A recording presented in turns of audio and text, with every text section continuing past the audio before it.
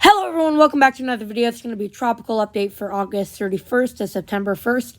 I'm going to be covering the Atlantic and Western Pacific, though I'm not going to be looking at these ensembles because most of these are too close, so I'll just be showing what the main models are showing. Anyway, without further ado, let's get started. So we do have the Climate Prediction Center pulled up here. We have, for week 1, a moderate risk for the main development region, a high risk near the Leeward Islands, a moderate and a high risk in the Eastern Pacific. For week 2, we have week 2 we have a moderate risk in the Atlantic, and for the Western Pacific, we have a high chance in week 1 and a moderate chance in week 2. If we go to the National Hurricane Center, we do have 3 areas here. This first one, 40% chance of formation. It's a broad area of low pressure. It could bring locally heavy rainfall to portions of the Cabo Verde Islands through Thursday. Honestly, I don't think so. This high chance, it won't be affecting land, but only slight additional development of the system over the next few days would lead to the formation of a tropical depression. Finally, after so long, since July 3rd, we are going to have another tropical system. This has an 80% chance of formation in the next 5 days. But it won't be affecting land, so you don't have to worry about it affecting you. This one could develop before it, 80% chance of formation. It's expected to be conducted for development, and a tropical depression or subtropical depression is likely to form within the next day or so.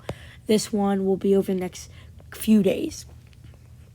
For the Eastern Pacific, we have the high chance, 80% chance of formation over the next 48 hours, and a high chance over the next 5 days of 90% chance. We're likely it's going to remain a couple hundred miles off the western coast of the Baja California Sur, moving northwestward at about 10 miles an hour. A tropical depression or tropical storm is forecast to form during the next day or so. There's moderate chance. Has a 50% chance of formation in the next 5 days. In the next 48 hours, a 0% chance. Gradual development of the system is possible thereafter. Tropical depression could form by early next week, and it moves westward or west-northwestward near the coast of southern and southwestern Mexico. And in the Central Pacific, we, of course, have nothing. Joint Typhoon Warning Center, we're going to start with Tropical Depression 13W. So yeah, let's get this to load. Here we go. It's pretty much about to die. Nothing to see there. And then we have the main thing, which is this Typhoon 12W. It currently has winds of 125 knots, gusts up to 150 knots, and significant wave height of 50 feet. It's expected to weaken to 125 knots, then go up to 130 knots in wind gust, and then go back to 115 knots in the wind gust. It's sustained wind is expected to weaken to 100 knots and then go back to 105 knots and then go down to 95 knots. And it's going to go between Korea and South Korea and Japan. Watch out, because if you live, I doubt any of my viewers do based on my YouTube statistics, but still, if you're in Jeju, Salho, Busan, and Kunsan, Seoul, watch out. I'm sorry if I butchered those names. Anyways, sorry, a little joke. Light in the mood. Anyway, and by light in the mood, I mean because these systems are going to be very deadly. Anyway, moving on, we're going to go back to the Atlantic, and we're going to go into the East Atlantic. We do see the low that is in the Atlantic right now. It shows it going out. Well, actually, that's not even the low right now, so never mind. Stretch that. That's likely not going to form. And we have the one right now, which likely won't do anything. If we move to the West Atlantic, which hopefully it loads, so that's good. We see it strengthens rather quickly. And the next 3 days, we're already seeing a tropical depression or tropical storm. I think this would be a tropical storm. Moves up north, and GFS shows it down to 960s and then 950s, so potentially a major hurricane. And let's just go back. Let's go to the Northwest Atlantic. Nope. Yeah, actually, yes, Northwest Atlantic.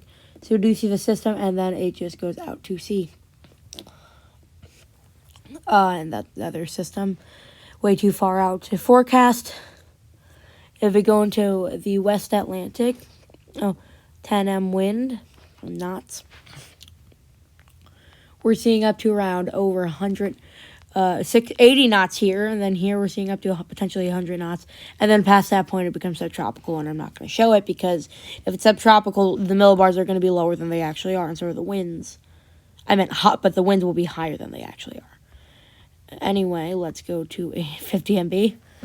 Sorry, kept clicking on 700 MB. Didn't mean to do that. Moving on, we do see the system. Here we're seeing up to 80 knots. Here over 110 possibly, and then of course it goes out to sea.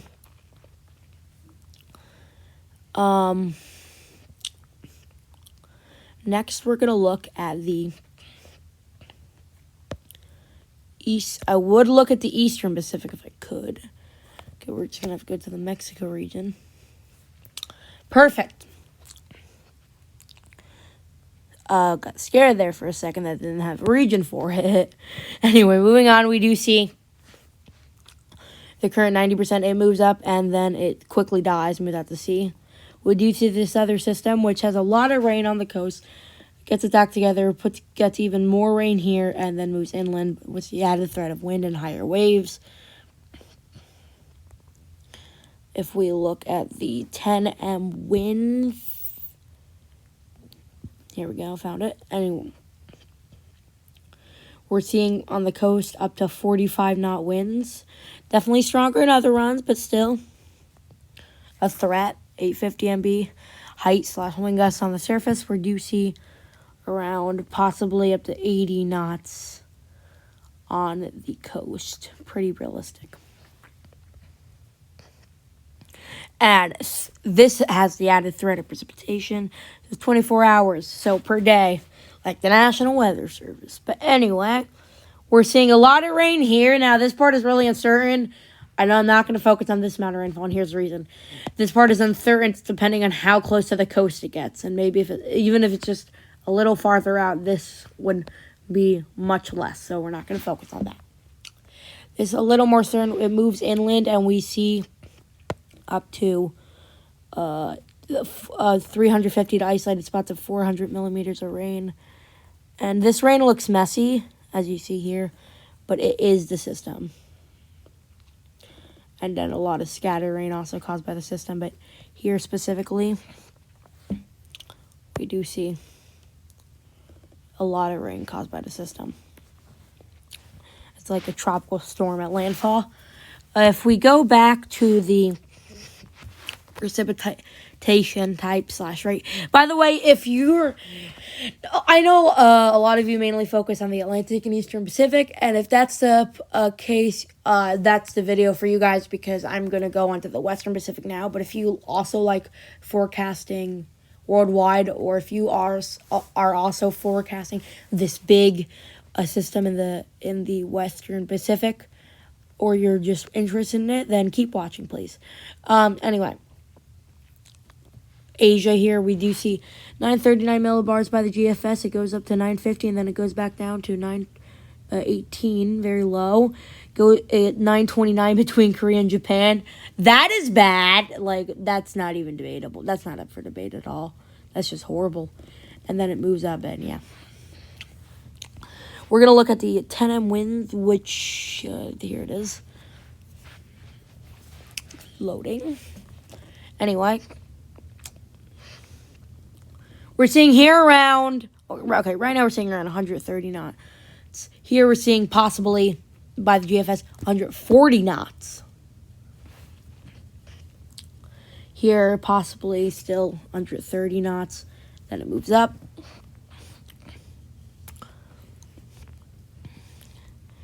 The 850 MB. We're seeing around up to 130 knots. To 150 knots.